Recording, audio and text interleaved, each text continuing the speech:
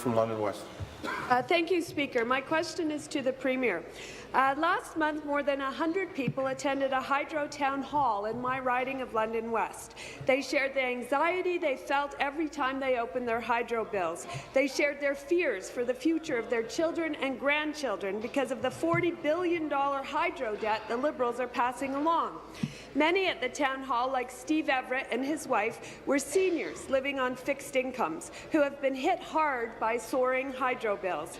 Since the Everett's rent doesn't include electricity, they are doing everything they possibly can to cut back their usage. They do their laundry off-peak and only turn the lights on when absolutely necessary. Over the winter, they even shut off their electric heat, using blankets and a ceramic heater instead and dressing in layers to keep warm. But still, they faced hydro bills of $200 a month on top of their $800 monthly rent. Speaker, why is the Premier planning to implement a scheme that will jack up hydro rates even higher than they are now?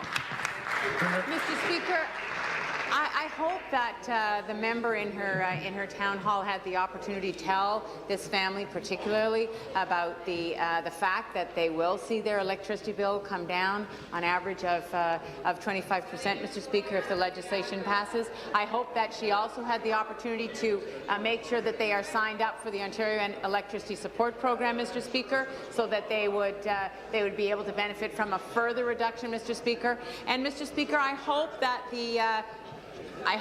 the member also made it clear that we were moving to put rent control in place. I don't know what date the building that they live in was built, Mr. Speaker, but I hope that she assured the group that we are moving to put rent control in place for all buildings, all private rentals across the province. I hope she made sure that they got all of that information at the town hall, Mr. Speaker. Supplementary. Again to the Premier, Speaker, it's not only renters who are being affected by the Liberal government's hydro fiasco. London homeowners are also starting to worry that they will lose their homes. Kurt and Phyllis Gopal from London are seniors who live on fixed monthly incomes of $1,475. Their hydro and gas bills are eating up more than $400 a month, almost one-third of their monthly income. They applied for the OESP, but they were told they don't qualify.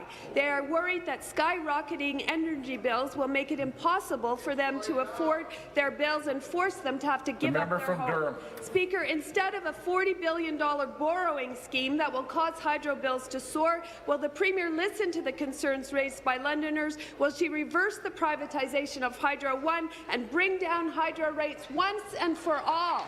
Question. Thank you. Minister of Energy. Minister of Energy. Thank you, Mr. Speaker. So, a few things in relation to the honourable member's question.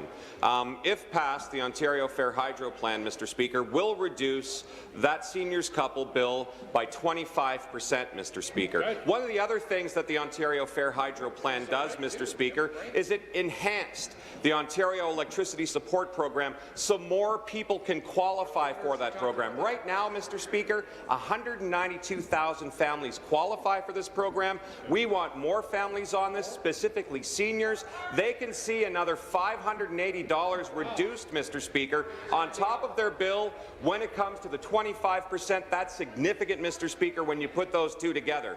When you're looking at making sure that this relief is sustainable for the next 4 years, that relief is staying at the cost of inflation, and we will ensure that it stays as low as possible moving forward, Mr. Speaker. Thank you.